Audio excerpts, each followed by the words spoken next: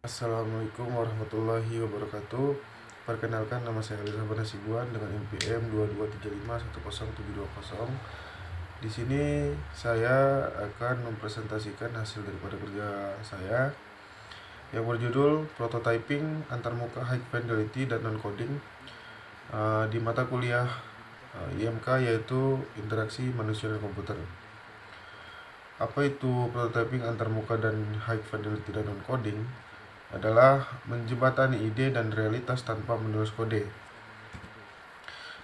Memberikan pemahaman. Yang pertama yaitu memberikan pemahaman teori dan alasan di balik penggunaan high fidelity tersebut. Selanjutnya, apa itu high fidelity atau HFVI prototype? Yang pertama, representasi produk yang sangat mendekati hasil akhir dalam hal visual, interaksi, dan konten. Yang kedua, warna asli, topografi yang tepat, gambar beresolusi tinggi, dan transisi yang halus. Mengapa harus non-coding?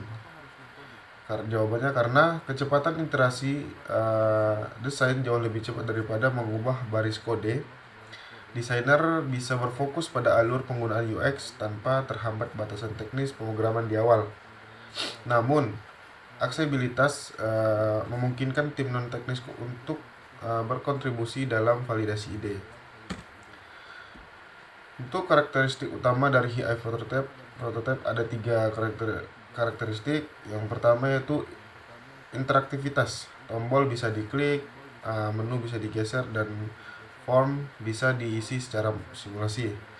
Yang kedua, visual precision, yaitu setiap pixel diperhitungkan agar sesuai dengan standar brand. Yang ketiga, realistik, tidak lagi menggunakan lorem ipsum, melainkan data yang akan benar-benar digunakan. Selanjutnya itu perbandingan low VI dan high VI. Untuk low VI sendiri, dia lebih cepat, murah, dan fokus pada struktur atau wireframe hitam putih seperti yang ada di gambar.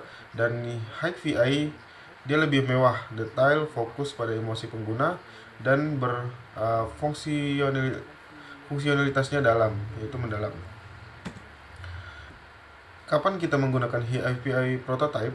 Jawabannya kenapa? Karena uji coba penggunaan atau usability testing itu mendapatkan feedback yang lebih akurat karena pengguna merasa sedang memakai aplikasi asli. Dan persetujuan standar stakeholder akan lebih memudahkan klien atau atasan itu membayangkan produk jadi. Untuk dampak terhadap tim atau gelombang atau pengembang developer, ada 2 dampak yang saya temukan. Yang pertama, dokumentasi visual yang menjadi panduan sangat jelas bagi developer atau mulai coding. Yang kedua adalah reduksi miskomunikasi atau mengurangi perdebatan tentang bagaimana sebuah animasi atau transisi seharusnya bekerja. Selanjutnya itu cara kerja, alat yang digunakan, dan praktik terbaik di lapangannya. Untuk alur kerja atau workflow dari 0 ke HIVI ada 4 tahapan. Yang pertama, perancangan user flow. Yang kedua, pembuatan wireframe atau low VI.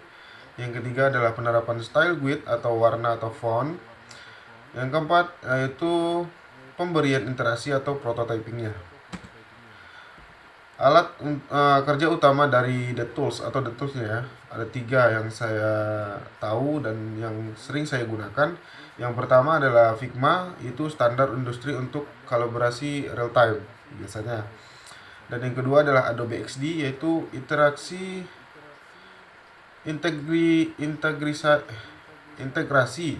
kuat dengan ekosistem Adobe. Yang ketiga itu Framer atau prototype untuk interaksi yang jauh lebih kompleks seperti penggunaan sensor HP tanpa kode. Fitur canggih atau smart animate dan transition. Seperti contoh di gambar, teknik di mana alat dan desain secara otomatis menghitung perpindahan. Contohnya seperti tombol dan pergeseran tadi. Elemen antar layar. Contohnya elemen yang besar saat diklik atau daftar yang bergeser masuk secara halus. Pentingnya desain sistem atau desain sistem. Ada dua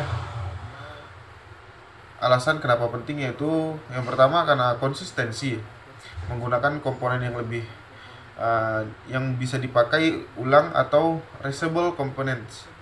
Yang kedua itu efisiensi. Jika warna tombol utama diubah di satu tempat, seluruh prototipe akan ikut berubah secara otomatis. Untuk simulasi alur pengguna atau user flow navigation itu adalah logical mapping. Jadi bagaimana menghubungkan layar login ke dashboard tanpa ada jalan buntu.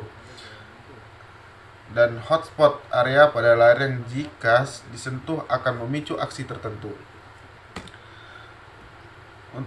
Selanjutnya itu keunggulan testing dengan high fidelity adalah yang pertama yaitu realism atau pengguna cenderung memberikan kritik kepada detail kecil yang mungkin terlewat di wireframe.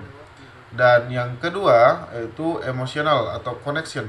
Warna dan gambar yang bagus meningkatkan ketertarikan pengguna saat mencoba produk.